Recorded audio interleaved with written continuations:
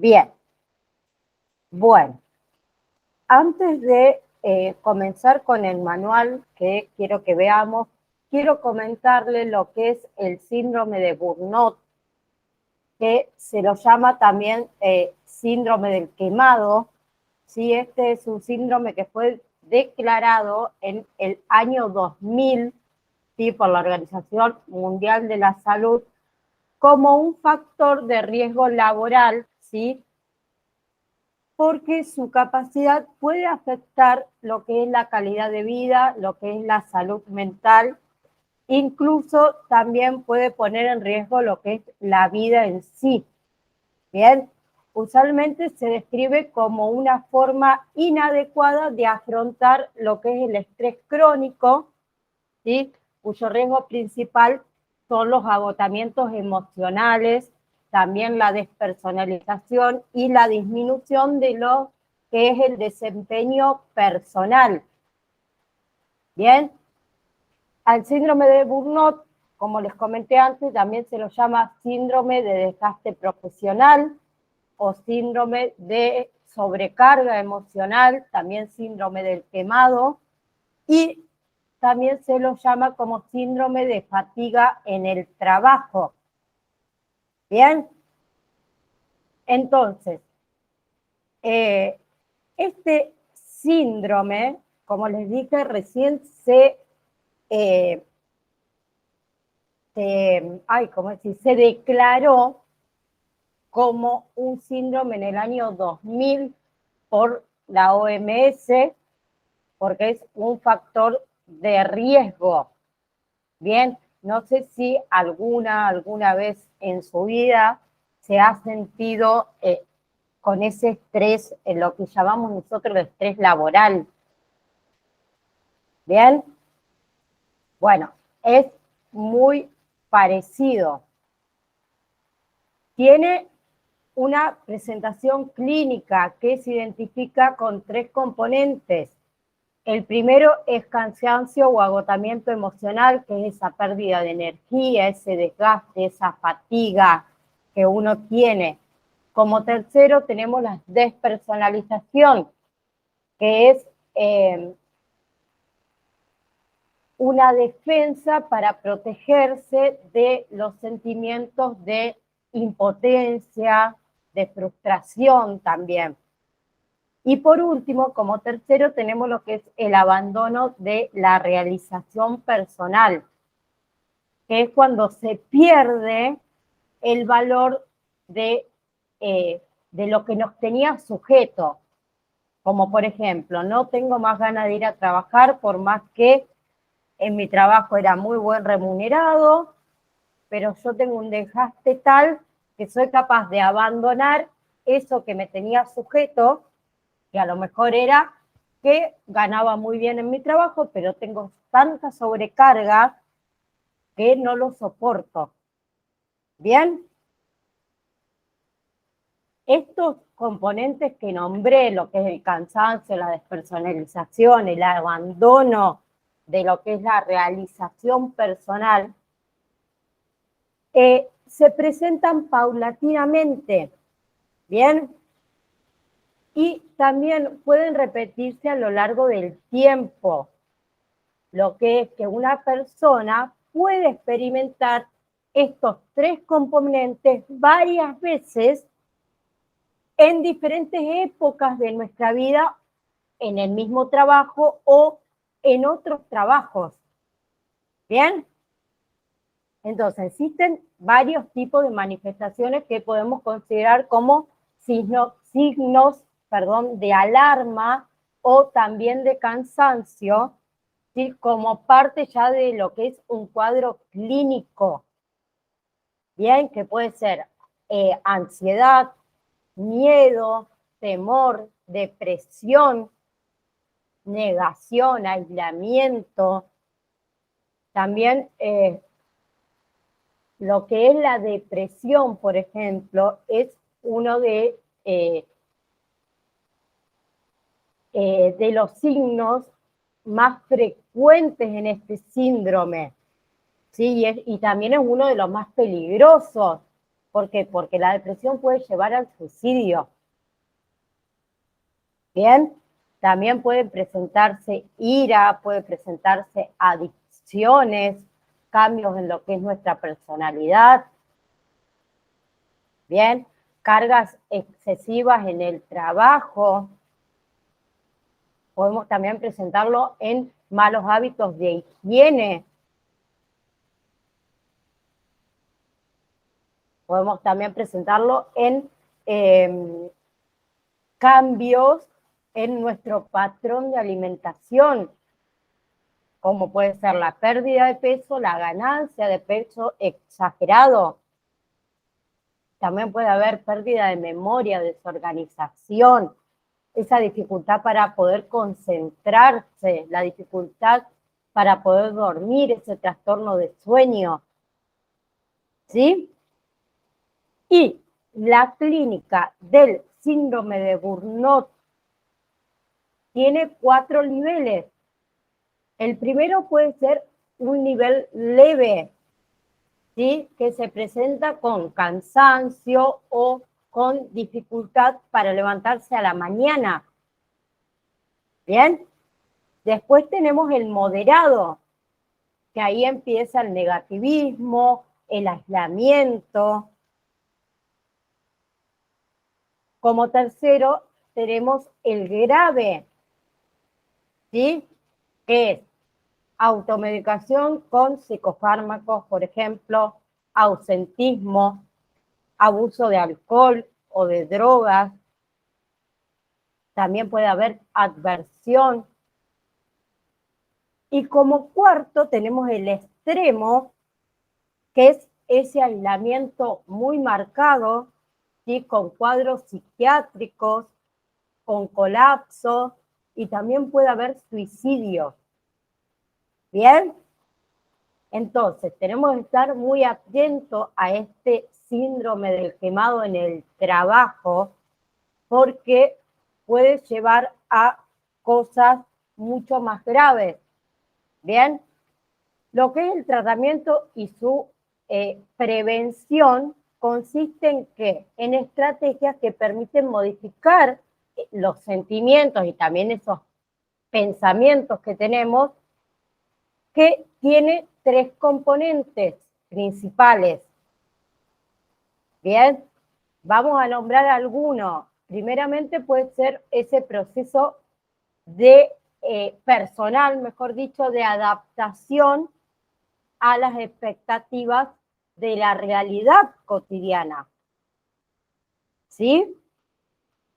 Luego tenemos lo que son los equilibrios en las áreas vitales, como puede ser la familia, los amigos, las aficiones que tenemos, descanso, debemos descansar.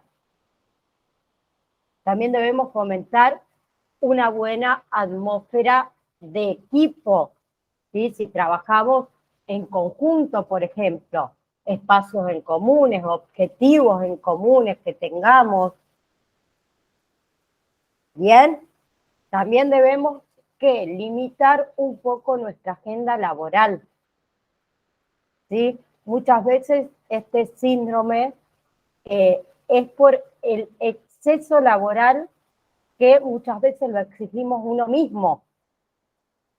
Bien, entonces tratar de limitar un poco esa agenda laboral. Uno entiende que, bueno, en Argentina necesitamos trabajar, necesitamos el trabajo y más horas extras trabajemos, más dinero llevamos a casa porque no nos alcanza, pero muchas veces no nos estamos dando cuenta que nos estamos desgastando. Entonces, el síndrome de Burnout posee una alta incidencia entre las personas, más que nada, que se dedican a lo que es el cuidado de la salud. ¿Sí? Le sucede a todo tipo de personas, pero los que están dentro de la salud es mucho peor. Entonces hay que tratar de entender que nos están pasando cosas y buscar ayuda. ¿Sí? Solo eso le quería decir. En el campus está este tema mucho más amplio, pero para que lo sepa. Ahora vamos a arrancar sí o sí con lo que es el protocolo ABCDE de los primeros auxilios psicológicos. Bien, la A significa escucha activa. Bien, la B significa ventilación, ¿sí? O reentrenamiento de la ventilación. La C significa categorización de las necesidades. La E significa psicoeducación y la D significa derivación a las redes de apoyo. ¿Bien? ¿Cuáles son nuestros objetivos como primeros auxilios psicológicos? Brindar el alivio emocional de inmediato, facilitar la adaptación y prevenir el desarrollo de cualquier psicopatología. ¿Bien? Entonces, tenemos diferentes etapas de nuestra preparación. Dijimos que antes de que una persona pueda aplicar primeros auxilios psicológicos, tenemos que tener un entrenamiento. ¿Sí? Debemos estar también preparados y chequear nuestros antecedentes muchas veces, porque a lo mejor tenemos algo no resuelto y nosotros no podemos aplicar los primeros auxilios psicológicos. ¿Bien? Entonces, tenemos que preguntarnos si estamos en condiciones de poder aplicar esos primeros auxilios psicológicos. ¿Sí? Tenemos que hacer una autoevaluación de nosotros mismos, de cómo estamos en condiciones personales para poder ayudar al otro frente a cualquier crisis que tenga. ¿Bien? Otra cosa que tenemos que tener en cuenta es que nos debemos informar sobre lo que sucedió, sobre la situación, dónde vamos a intervenir, con quién, qué pasó. Hay que anticiparse con la mayor información que podamos obtener sobre la situación, siempre con alguna fuente de confianza. ¿Bien? Entonces nosotros ya llegamos a esa situación preparados, con conocimiento. ¿Bien? Tenemos que reducir también nuestra ansiedad, que muchas veces eso nos juega en contra. Tratar de ayudar a que el otro pueda tomar las mejores decisiones. ¿Bien? Bien. Entonces, es fundamental apenas llegamos a una intervención, es que nos identifiquemos.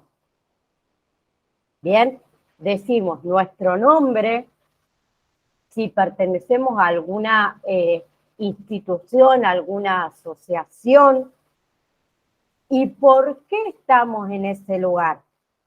Bien, eso crea que un ambiente más seguro para la persona que está afectada.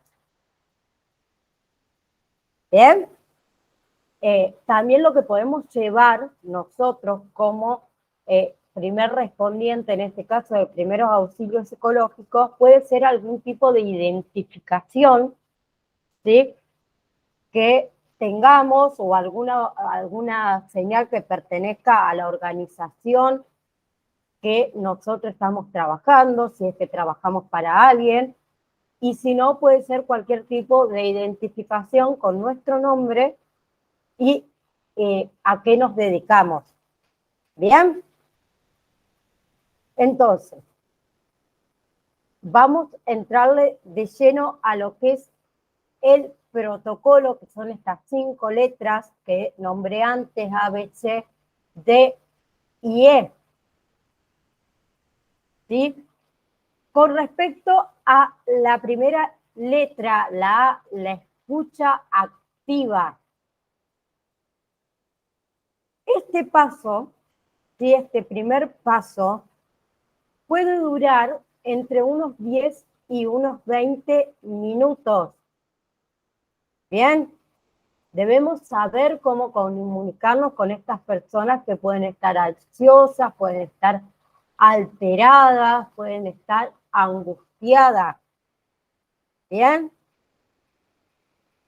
muchas veces en estos estados que está la persona, puede ser que no quiera hablar, que no quiera contarnos lo que sucedió. ¿Bien? Entonces, nosotros no podemos obligarlo a que hable. Pero les pregunto, ¿una persona solo habla con la voz?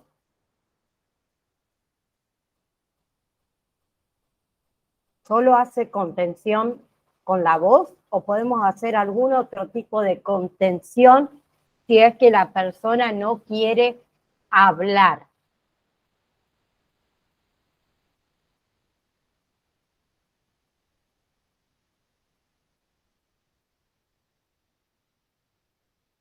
¿Hay alguien? Sí, sí, profe. ¿Puede ser física también? Sí, puede ser física, siempre teniendo en cuenta que muchas veces prefieren que no la toquen, ¿bien?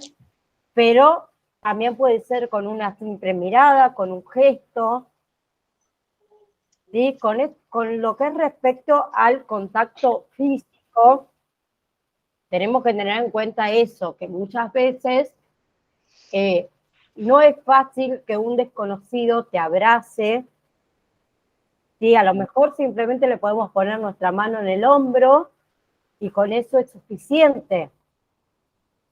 ¿Bien?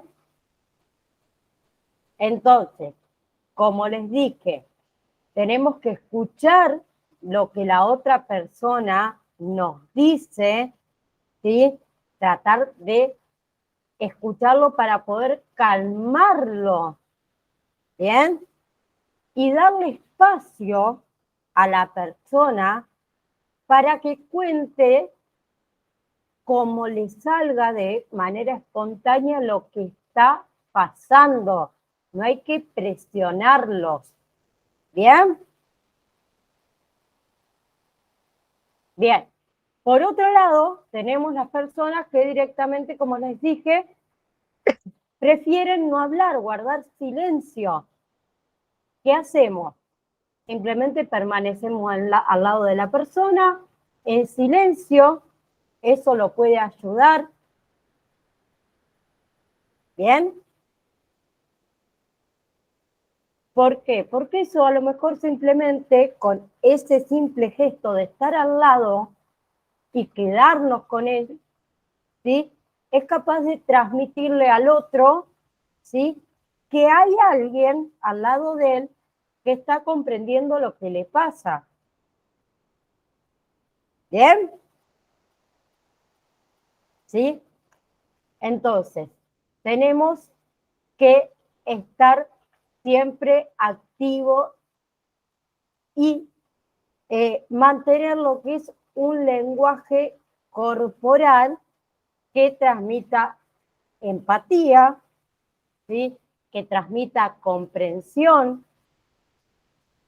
Debemos utilizar lo que es nuestra postura, nuestro gesto, el contacto visual es muy importante. ¿Bien? Entonces, ¿qué debemos hacer y qué no debemos hacer? Lo que no debemos hacer es distraernos, tratar de no estar mirando el celular, el reloj, ¿sí? ¿Para qué? Para que no piense que nosotros lo único que queremos es irnos. Tampoco debemos apresurarnos a darle soluciones. ¿Sí? Bien. No le vamos a dar soluciones si la persona lo único que está interesado es en que el otro lo escuche. ¿Bien? Y no debemos juzgar a la persona. ¿Bien? No debemos decirle, ay, para mí usted no debería haber hecho tal cosa. No debería sentirse culpable, no debería sentirse así. Eso no se hace. ¿Sí? Otra cosa que no debemos hacer es contarle la historia de otra persona o nuestra propia historia al afectado. ¿Bien? Lo que hablábamos recién con la compañera de el afecto corporal. No debemos tocar a la persona si esta no está seguro de que sea bien recibido. ¿Bien? Y por último, lo que no debemos hacer es minimizar ni dar falsas esperanzas. ¿Bien? Como por ejemplo, un accidente de tránsito, vamos a suponer, donde afortunadamente no pasó a mayores, el marido lo derivaron a la clínica y bueno, ella no tenía ningún daño, vamos a decir. Entonces, esto de decirle, bueno, pero al final no fue nada, no fue para tanto, ¿sí? Esas cosas no las debemos decir porque no sabemos lo que puede suceder después. O, por ejemplo, cuando fallece una persona, ¿sí? Decirle, ay, Dios sabe por qué hizo ciertas cosas.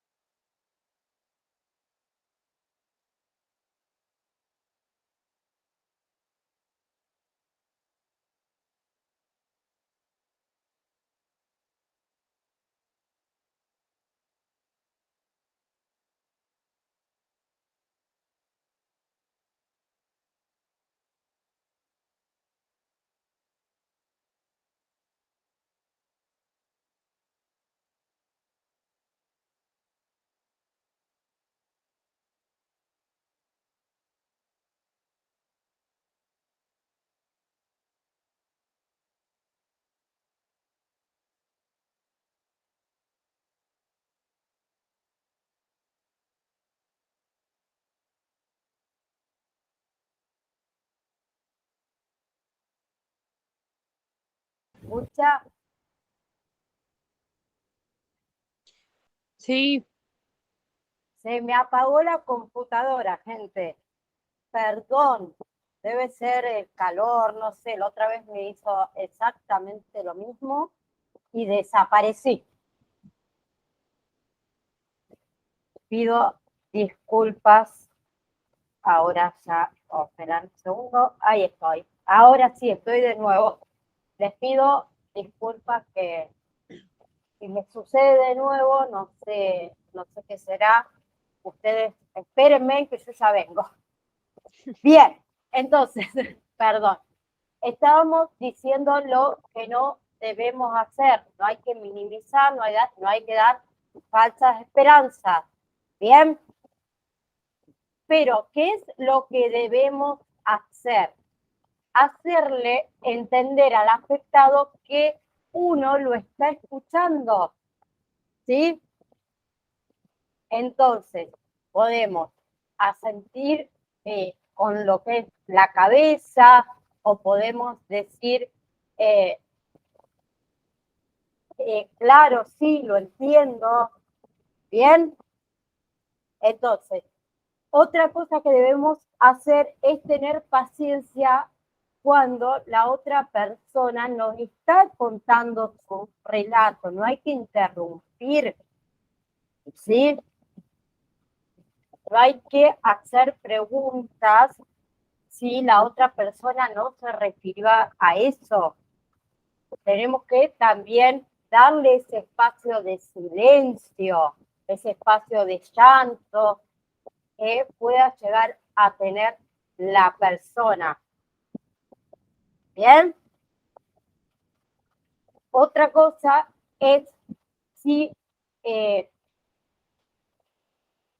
preguntarle, por ejemplo, a la persona por la situación de otra persona, si es el caso, si es que esta otra persona ha nombrado a alguien más.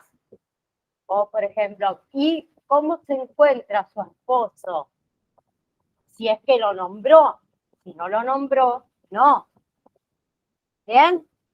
Debemos permanecer entonces cerca de la persona, sentado al lado de él, por ejemplo, mirando y observando su rostro. ¿Sí? Solamente tocamos a la persona si la persona se siente confiado de que lo va a recibir bien. Bien. Podemos también en ese caso preguntarle si le incomoda que uno lo toque, le agarre la mano, le ponga su mano en el hombro. ¿Bien? Bien. Otra cosa que debemos utilizar son las técnicas de reflejo, adoptando una actitud similar a la que tiene el afectado.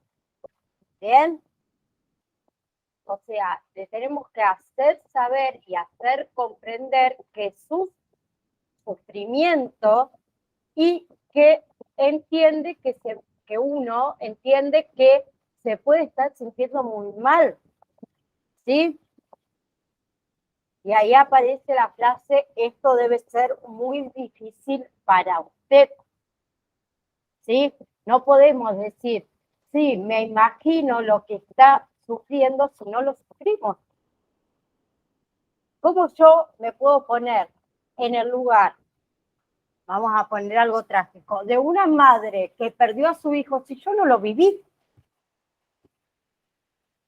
¿Sí? Puedo ponerme en su sentimiento de decir, sí, se debe sentir mal, debe estar angustiada, pero no puedo decir, sé lo que siente cuando no lo sé porque no me pasó. ¿Bien? Ahora, con respecto a el reentrenamiento de la ventilación, ¿sí? Dijimos que muchas veces las personas que entran en crisis o que han vivido algún tipo de crisis pueden estar ansiosos, pueden estar alterados, pueden sentir confusión también, ¿sí? Pueden estar temblorosos y también pueden tener dificultades para respirar, ¿bien? O también pueden sentir que el corazón está muy agitado, ¿bien? Entonces, por esto mismo, nosotros, los personas que realizamos primeros auxilios psicológicos, ¿sí? Utilizamos, mejor dicho, unos cuantos minutos para enseñarles y para que practiquen esto del reentrenamiento de la ventilación. ¿Por qué? Porque ayuda a la persona a tranquilizarse, ¿sí? Este segundo paso toma más o menos unos 10 minutos, ¿sí? Por ahí la persona puede necesitar a lo mejor un poco más de tiempo, ¿sí? Este paso, como algunos otros, tenemos que hacerlo si es que la persona lo quiere recibir, ¿bien? Bien, entonces ahí debemos explicarle a la persona que la forma en cómo uno respira, ¿sí? Influye en todo lo que son nuestras emociones, ¿sí? Entonces, tenemos diferentes técnicas de respiración. Podemos dirigirnos hacia la persona y decirle, ahora vamos a ensayar lo que es el reentrenamiento de la respiración, que consiste en inspirar y exhalar, ¿sí? Luego esperar unos momentos hasta que los pulmones se puedan vaciar, hasta volver a inspirar. ¿Bien? ¿Se acuerdan que esto lo habíamos visto hace 2 clases atrás, si no me equivoco, lo de esta técnica de respiración? ¿Sí? También nos puede pedir que la hagamos juntos para enseñarle. Entonces debemos pedirle a la persona que se siente en una postura relajada, en una postura cómoda, con los pies en el piso, ¿sí? Le podemos decir a la persona que se siente más cómodo, o si así lo desea, puede cerrar los ojos. Y comenzamos con esto de la reventilación, que consiste en inspiración, ¿sí? Una expiración de 4 tiempos, ¿sí? ¿Se entiende? Y una exhalación luego por la nariz o por la boca también en 4 tiempos. ¿Bien? Bien. Otra técnica que también se usa para esto de la ventilación que a veces llevamos son bolsitas de papel, ¿bien? Que con la bolsita de papel hacemos exactamente lo mismo, ¿bien? Eso ayuda a relajar esto de la ventilación. Como C, tenemos la categorización de las necesidades, ¿sí? Entonces debemos escuchar lo que es el relato y identificar lo que le preocupa a esa persona que está afectada. Entonces, podemos preguntar qué es lo que le preocupa, qué es lo que necesita, ¿sí? Podemos ayudarlo a resolver. Bien, entonces debemos ayudar a esta persona a que priorice sus necesidades. Bien, entonces se les puede pedir también que distinga entre lo que necesita inmediatamente y lo que puede esperar. ¿Se acuerdan que habíamos dicho que lo que puede necesitar inmediatamente puede ser un vaso de agua, comida, una manta porque tiene frío, ropa porque está mojado, o simplemente puede querer saber dónde trasladaron a la persona que estaba con él, a qué centro de salud fue. ¿Bien? Entonces, si la persona tiene muchas necesidades, podemos decirle, me doy cuenta de que son muchas las cosas que le preocupan, ¿sí? Entonces, podemos ir paso a paso y enfocarnos en lo primero que a usted más necesite en este momento. ¿Bien? O podemos decirle, ¿cuál cree que es el problema más importante de resolver primero? ¿Sí? Entonces, tenemos que ayudar a categorizar esas necesidades. Lo que no debemos hacer es, por ejemplo, decirle, antes de que usted me diga nada, yo creo que lo más importante que debemos hacer es, o sea, nosotros no debemos decidir por las necesidades del otro. El otro decide por cuáles van a ser sus prioridades. ¿Sí? Bien. Luego tenemos la D, que es la derivación a las redes de apoyo. Recuerden que la primer red de apoyo es la familia y los amigos. Es indispensable este paso para los afectados o el afectado. ¿Bien? Es indispensable también para antes de tratar de contactar al afectado con alguna otra red de apoyo social disponible. Primero, familia y amigos. Bien, entonces, facilitamos el contacto con lo que es la familia, amigos o trabajo. A lo mejor podemos sugerirles que los llamen si es necesario.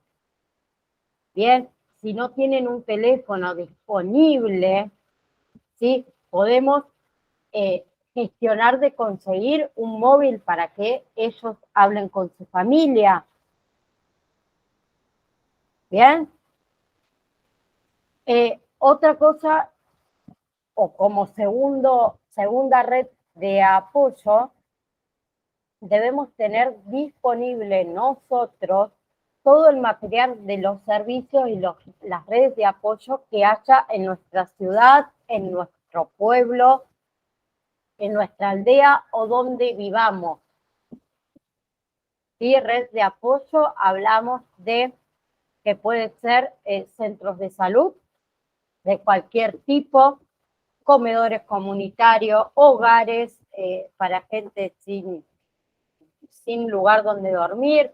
Si sucedió alguna catástrofe, ¿sí? Que muchas veces, como les había contado, los centros educativos, o sea, el municipio en realidad pone a disposición a los centros educativos para que puedan dormir ahí, porque no tienen un lugar, porque perdieron su hogar.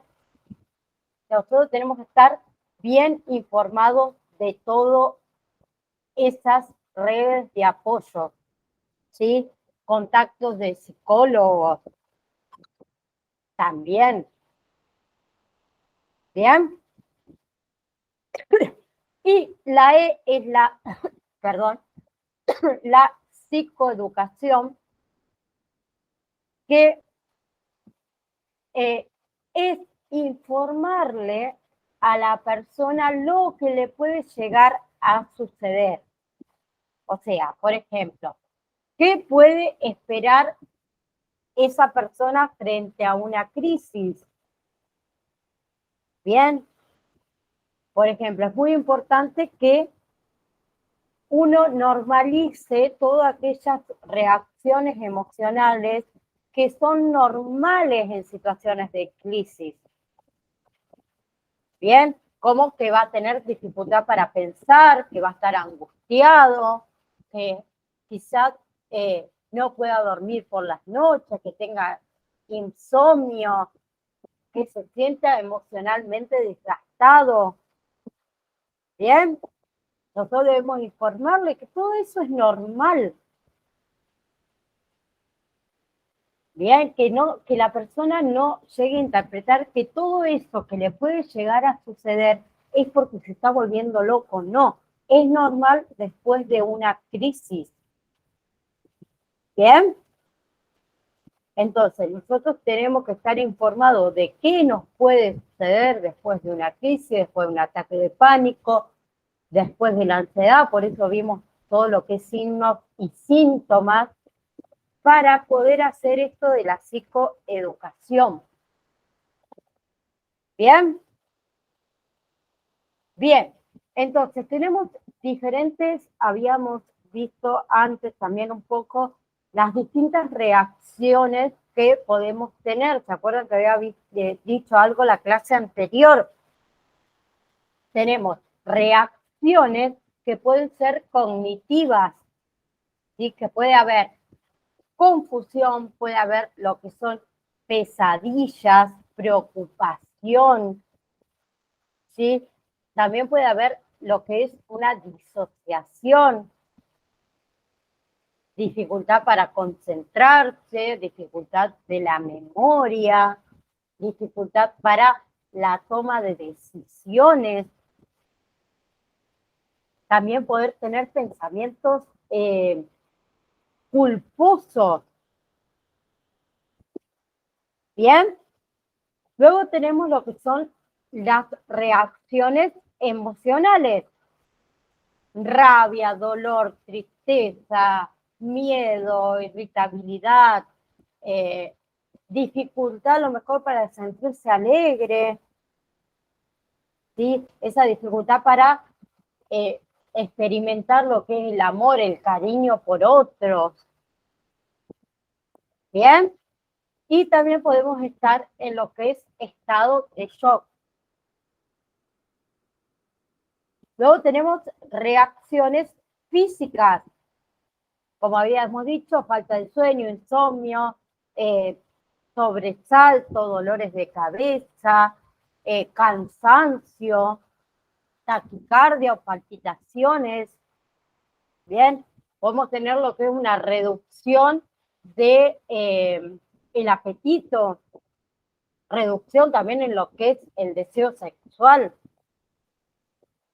Y como última reacción tenemos lo que son las reacciones interpersonales, que es cuando se hace un incremento de conflictos interpersonales, cuando hay unas dificultades en lo que es el desempeño laboral, en lo que es el desempeño escolar, hay desconfianza. También podemos experimentar esa sensación de rechazo, de abandono. Puede haber también una reducción de la satisfacción. Bien. Bien. Entonces, con respecto a la psicoeducación, podemos utilizar lo que puede ser material gráfico, como por ejemplo puede ser material gráfico con respecto a la ventilación, de cómo debe la persona hacer estos tipos de reventilación. También podemos hacer lo que es en lo que es material gráfico o escrito, cuáles son algunos de los signos y los síntomas frente a una crisis que puede llegar a tener la persona, que es normal. ¿Bien? Entonces, tenemos diferentes frases que podemos utilizar para orientar la psicoeducación. Les voy a leer algunas para que ustedes la sepan. De igual manera está en el campus, perdón. Por ejemplo, le podríamos decir, durante estos días puede darle más ganas de beber alcohol o fumar o quizás usar otro tipo de droga. Evítelo, reemplácelo por el deporte, reemplácelo por meditación, por yoga, por algún hobby que a usted le gusta, ¿sí? Que son más afectivos para lo que es superar esos momentos difíciles que está pasando. Bien, otra cosa que le podemos decir es que iremos, porque esto se hace, que iremos controlando lo que es su evolución en las próximas semanas, ¿sí? Que normalmente ese malestar va a ir disminuyendo con los días y con las semanas, que tenga confianza de que todo esto va a ir pasando poco a poco. ¿Bien? Otra cosa que le podemos decir es que la persona que se preocupe por él mismo, ¿sí? Que pase un rato también junto a su familia, junto a sus amigos, porque es muy útil durante esos días difíciles que va a pasar. ¿Bien? Bien, entonces, también tenemos señales que podemos ver en cualquier, o notar, mejor dicho, en cualquier tipo, o en cualquier momento, perdón, de la intervención, ¿sí? Que son evidencias críticas, y para eso debemos derivar de urgencia a un psiquiatra. Si la persona tiene ideaciones suicidas, ¿sí? Nosotros no podemos realizar, o sea, podemos realizar los primeros auxilios psicológicos, sí, pero deberíamos derivarlo a urgencias psiquiátricas, ¿sí? Si la persona también tiene una agresividad hacia él mismo o hacia terceros, lo mismo. Bien, si la persona está en un estado de psicosis, si pierde el juicio de la realidad. Bien. Si la persona también está en estado catatónico, que es una alteración del control sobre los movimientos voluntarios.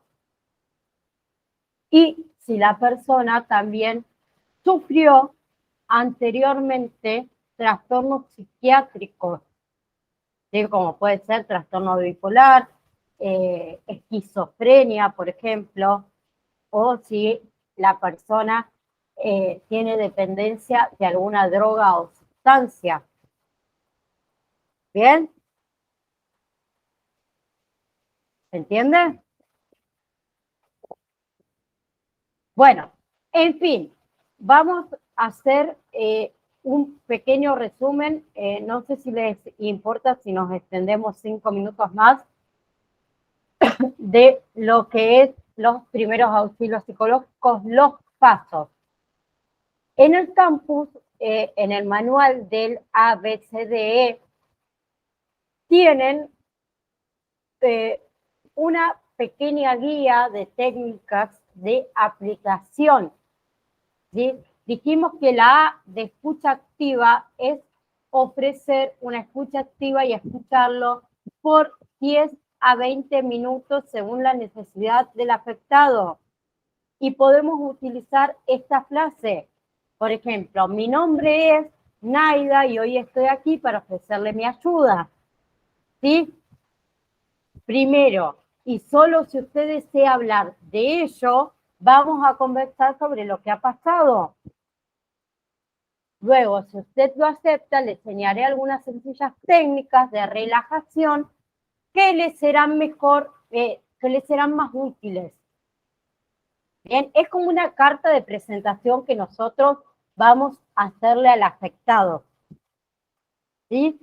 Y podemos decirle, finalmente, veremos en conjunto cómo puede acceder a algunos servicios sociales según sean sus necesidades. Bien, y ahí le preguntamos, ¿está de acuerdo? ¿Alguna pregunta? ¿Quisiera contarme algo? ¿Sí? En el paso 2, en la B, el reentrenamiento de la ventilación. ¿Sí? Es una técnica, dijimos, de respiración y se aplica más o menos por 10 minutos. ¿Sí? Y debemos dejarle al afectado, ¿sí?, instrucciones de cómo usarla. Bien, en su casa, luego, después, lo que es esta técnica, las técnicas de respiración o de ventilación, mejor dicho, mayormente nosotros les decimos a los afectados que debe usarla 3 veces al día, por 10 minutos, como por ejemplo a la mañana, a la tarde y a la noche, ¿sí? O que la utilice realmente cuando se sienta desbordado emocionalmente. Entonces, en lo que es el reentrenamiento de la ventilación, podemos decirle al afectado, quizás yo podría ayudarlo a estar un poco más tranquilo, luego de que usted ha vivido con algunos ejercicios de respiración, que podría ayudarle. ¿Le gustaría que lo practiquemos? ¿Sí? Esto también usted lo podría utilizar más tarde en su casa, si se lo desea, ¿sí? Nota de que lo ayuda a estar más tranquilo. Bien, son pequeñas frases que podríamos adaptar para utilizarla nosotros en nuestros primeros auxilios psicológicos. Luego tenemos la C, que es la categorización de las necesidades, que dijimos que es identificar y ordenar lo que son las necesidades básicas, como puede ser comida, agua, abrigo, información, salud, ¿sí?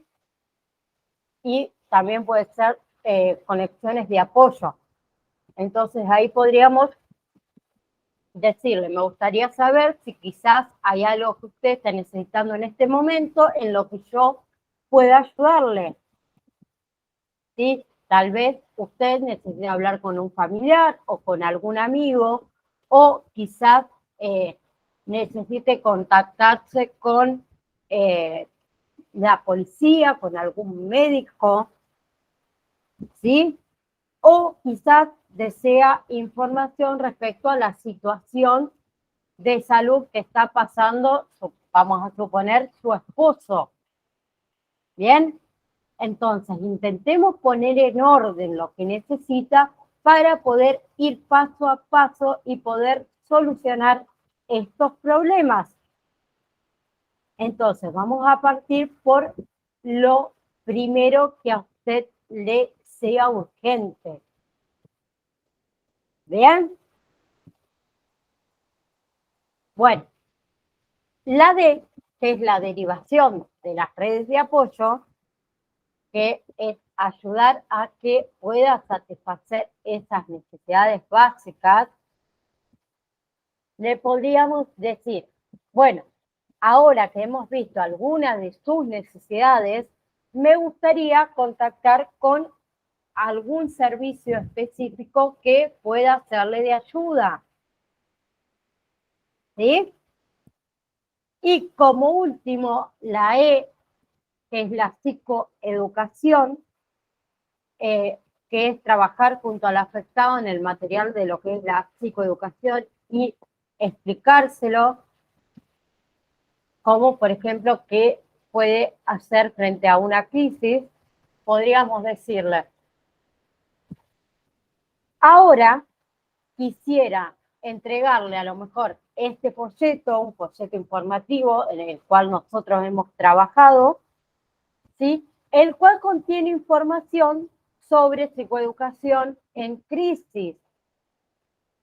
En ese folleto también hay contactos importantes de distintas redes de apoyo, puede ser de instituciones o redes de apoyo psicológicos, o redes de apoyos legales, que pueden brindarle ayuda si en el futuro usted lo necesita. ¿Bien? Entonces, podemos en la psicoeducación poner contactos de distintas redes de apoyo, poner información sobre qué puede suceder luego de una crisis, podemos colocar información de la reventilación también, y todo lo que nosotros creamos necesario para que el otro esté mejor. ¿Se entienden los 5 pasos que debemos hacer? Sí, se Eso, entiende perfecto. bien, bien. Acuérdense que más que nada, o sea, lo principal, nosotros somos una red de apoyo psicológico para el afectado. Bien, después deriva todo lo demás que nosotros podemos seguir ayudando, como es la red de apoyo, la reventilación y demás. Pero lo primero y principal es la escucha activa. ¿Qué sucede? ¿Qué le pasa al otro? ¿Bien? Bien, entonces ahora sí nos vemos el miércoles que viene, como le había dicho a la compañera antes de que ustedes ingresen, pedí autorización para poder extenderla 2 clases más